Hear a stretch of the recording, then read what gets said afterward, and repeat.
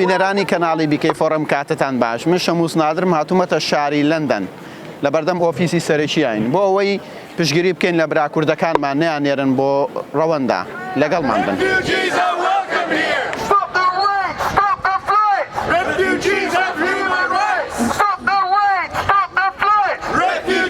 بۆ مژدەی خۆشەوەی کە من قسەم کردبێ لەگەڵ ئەم ڕێکخراوانە و ئەوەی کە ئیبیسین و لە چواردەوەمانە گوزارێت ئەوەیە کە هەمووی پۆزتیڤانە بیرەکەنەوە بە ئەرێنی بیرەکەنەوە کە بە دووری ئەزانکەوە سەر بگرێ چکە ڕێکخراوی باش و چاڵەنجی گەورەیان هاویشتووە بەوەی کە دووبارە لە ڕێی دادگاوە ڕێگە بەمە بگرن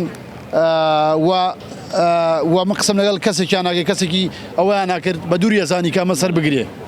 بەداخەوە ئەمڕۆ هاتووین بۆ سەپۆرتی گەنجەکانمان کوڕەکانمان ئەوانەی کە ئەگەری ناردنیان هەیە بۆ رواندا بەڕاستی خەمێکی گەورەیە بۆ من لەبەرەوەی پێم ئەڵێن دایکی پەنابەران پێشەموو شتێک کە کوڕەکانم لێ ئەبن ئەم بم بۆ رواندا زۆر خەفەتبارم و لێرەم بۆی کە پشگیریان بکەم هاوکات هاتوون بۆی ڕۆماڵێ بکەین بۆ NRT بۆ ئەوەی کە خەڵکی کوردستانیش بڵێن بەریتانیا سیڤ نییە وەک جاران لەبەرەوە تکای ئاگاتان لە خۆتان بێ جارێ ڕوومەکەنە ئێرە لەبەرەوەی کە ئێرە هەمووی ئەڵێن ترش و خۆی هەمووی تێکەڵاو بووە هیوادارم ئەم بڕیارە سەر نەگرێت هیوادارم گەنجەکانمان بە پارێزراوی بمێنەوە لە وڵاتی بەریتانیا. We're here today because the government has just launched Sunak's kind of shock detention raids operation, which means that they are sending detention vans to go to people to immigration reporting centres and to snatch people and detain them for up to 10 to 12 weeks before trying to deport them to Rwanda. And we think this is a massive breach of people's human rights and we don't think that refugees should be facing deportation and detention. We want the government to hear that not just here tonight, but all over Britain, there are massive feeling of anger about the Rwanda plan, that it's inhumane, that it's cruel, that it's really about whipping up racism ahead of the general election and trying to divide people. And we want to say that the majority of people in this country want to welcome refugees into our communities, not have people going through horrific trauma of having to be detained and sent to Rwanda.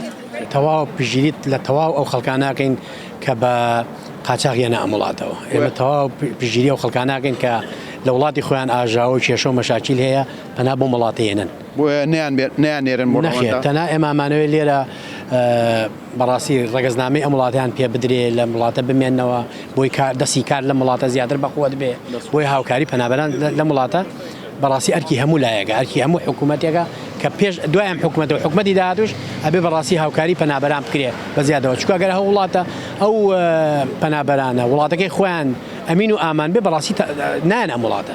I'm here today because I've decided to do raids on asylum seekers who are perfectly able to go and check. They're being asked to check in on the Home Office, and then then they're snatching people away. Essentially, is absolutely inhumane, and I believe it's to do with the quota for Rwanda. I think Rwanda is not a safe place. I don't think it's a good policy. I don't think it solves anything. I think it's a very short-sighted policy. پشگیری هەموو ئەو پەنابەرانە دەکەین کە دێن بۆ وڵاتە و پشگیری ئەوانەش دەکەین کە دێن هەیە بیانێرن بۆ ڕواندا. ئێمە و چەند گروپێکی خۆبەخشی کورد و ئەوروپی و ئەفغانی و سۆماڵی و ئەمڕۆ لێرە لە بەردەم سەرۆکوەزیران ئامادەین هەتا چەند سەعاتێک لێرە بین و بە وتاری نابۆ ڕواندا دووبارە و سێبارەی دەکەینەوە. I'm here with hundreds of other people to tell this government that the Rwanda plan, which I think is very morally bankrupt, is not going to work.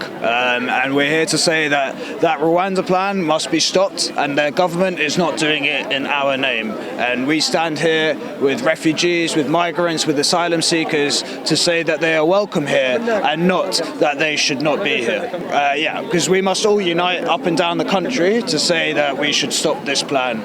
and this is what people are doing. So last week in Peckham, there was a group of people that surrounded the bus to stop it from leaving to take refugees to the Bibby Stock home in Dorset. And so it's really important that everyone around the country, up and down the country, spreads that message that, you know, we're here for love for other people, not as the government wants to hate other people. ئەوەتانێ هەموو ئینگلیز و ئەوروپیەکان لێرە هاتونکە سەر شەقام بۆ ئەوەی پشتگیری بکەن لە هەمویان کە نەیانێرن بۆ ڕەوەندا. ئێسش برابەڕێزێکی ترمان لەگەڵا ئەمڕۆ بۆچی لێرن؟ ئەمڕۆ گربووینەتەوە دش بە و بڕیارەی حکوومەتی بەریتانیا کە بەنیازە پەنابەران لێرن بۆ وڵاتی ڕەوەندا کە ئێمە گەر خۆمان وڵاتێکی سەلامەتمان هەبووە نەهاتین بۆ ئێرە بەڵام بەداخەوە ئێرەش خەریکە ئەبێ بە وڵاتی خۆمان ئەوەنە وڵاتێکی ینی نایەڵێ بە ئازادیانە بژین لێرە بۆ تۆزە ئازادی و ژیانێکی زۆر سادە هاتوین بۆ ئێرە. Last week, our legal access team moved quickly to open our Rwanda detention helpline, and our incredible volunteers and supporters have been getting vital information out there to communities. Because of this, our Care for Calais caseworkers are now in contact with many of the people, men and women, who were detained over the last week. I went to Calais fairly recently, and I've been a number of times, and I've raised the issues of Calais in the Parliamentary Assembly of the Council of Europe, and I indeed persuaded them to send a delegation to Calais to hear at first hand from the people in Calais who they were, what they've been through, and what their expectations of life were. And Calais is a horrible place to be a refugee in, when you're pursued by the police, abused by the...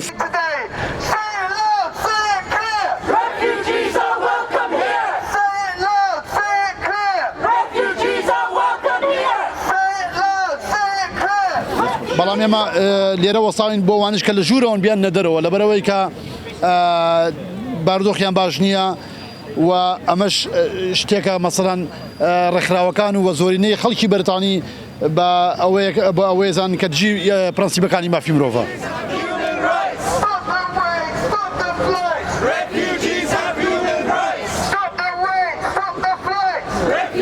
بینەرانی عزیز و خۆشەویستی کەناڵی بیکەیفۆر من و شەمۆز لەگەڵتان بووین لە بەردەم ئۆفیسی سەرۆکوەزیرانی بەریتانیاوە لە گردبوونەوەیەکی مرۆڤانە دژ بە حکوومەتی بەریتانیا بۆ بڕیاری کە داوێتی بۆ ناردنی پەنابەران بۆ ڕواندا تا بەرنامەیەکی تر هەر شاد و سەرکەوتوو بن و خواتان لەگەڵ